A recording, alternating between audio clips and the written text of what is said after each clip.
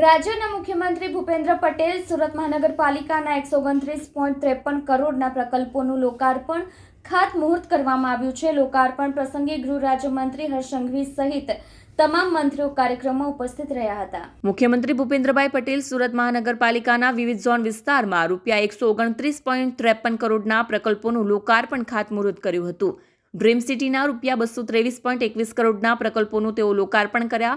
મનપા અને ડ્રીમ સિટીના કુલ મળી રૂપિયા 352 કરોડના વિકાસ કાર્યોનું અથવા લાઇન સ્થિત કૃષ્ણકુંજ પાર્ટી પ્લોટ ખાતે લોકાર્પણ ખાતમુહૂર્ત કર્યા હતા.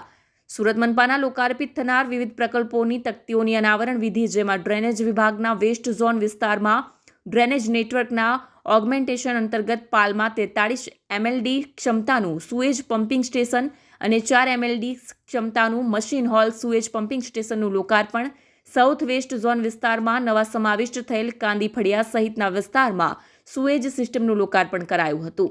વેસ્ટ ઝોનના પશ્ચિમ ઝોન વિસ્તારમાં વરિયાવ ખાતે ફાયર સ્ટેશન અને સ્ટાફ ક્વાર્ટર્સનું લોકાર્પણ, સાઉથ ઇસ્ટ ઝોનની નવી પ્રાથમિક શાળાનું લોકાર્પણ, નોર્થ ઝોન વિસ્તારમાં મોડેલ પ્રાથમિક શાળાનું લોકાર્પણ, સુમન માધ્યમિક શાળા સેલની સુમન શાળાઓ ખાતે આર્ટિફિશિયલ ઇન્ટેલિજન્સ, રોબોટિક્સ, કોડિંગ તથા ડ્રોનનું જ્ઞાન આપવા લેબ સ્થાપિત કરી ટ્રેનર થકી પ્રશિક્ષણનું લોકાર્પણ સહિત traffic BRTS project cell, Varachha zone A, information system department, south west zone, નવો પૂર્વ ઝોન સહિતના વિસ્તારમાં વિવિધ પ્રકલ્પોનું લોકાર્પણ મુખ્યમંત્રી ભૂપેન્દ્રભાઈ પટેલના હસ્તે કરવામાં આવ્યું હતું. કેમેરામેન હકીમ શેખ સાથે વસીમ હાસમીનો રિપોર્ટ, આઝાદ ન્યૂઝ, સુરત.